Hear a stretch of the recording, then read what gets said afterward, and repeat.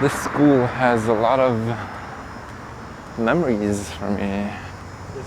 It's so weird, just that everything just floods and like flushes back into my brain. Growing up, hiding the secret, any person I would look at and they would look at back at me, I felt like, oh my God, do they know my secret? And I was just terrified.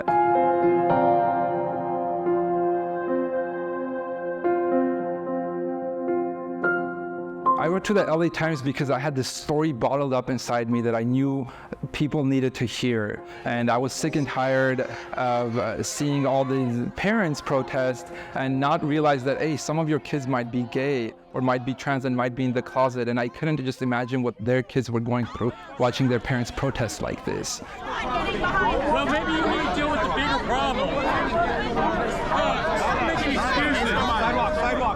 This movement is not just in Glendale, California. I'm seeing it across the nation.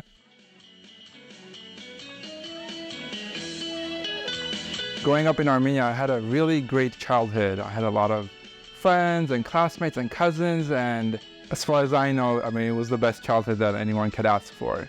But even then, in my childhood, I knew I was a little different than everyone else. I just didn't know what that difference was. I was 10 and a half years old when I moved to Glendale, California, and I've been here ever since then.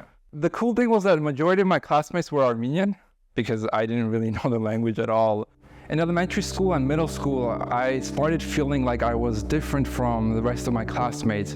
I had crushes on people in my middle school. There was like some guy that I would pass by on my way to class, and every time I'd see him, I thought it was like the greatest day of my life. But I honestly didn't see my teachers or classmates or even books in the library. There was nothing on me that I could have seen that says, hey, people like you exist. You're not alone in this world. As far as I knew, I was born a mistake and people like me shouldn't exist. Living a double life, putting on a mask, taking it off, the constant juggle between all of that. I felt like, oh my God, do they know my secret? And I was just terrified. And this is my crown that I got for winning Winter Formal King. Like, oh my God, I can't believe I'm standing in this and being gay.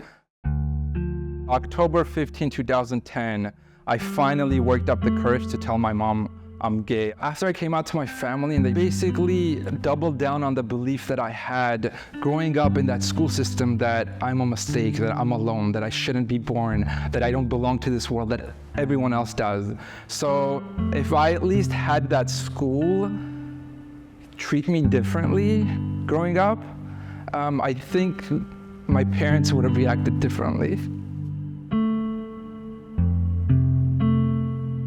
I ended up going to university at USC. At age 22, I found a group of men who accepted me and loved me for who I was. One day, one of these men offered me drugs. I was so desperate for his acceptance and love. I made the mistake of saying yes.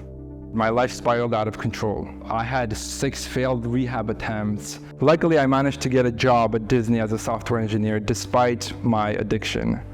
Disney put together a magical intervention to save my life. My point is, all of this could have been avoided if I felt represented and visible growing up. I think seeing myself represented from a younger age in school would have changed my life so drastically. I also just hope that sharing my story just highlights how important it is for these kids to feel included throughout their school, as they grow up, because it is life or death.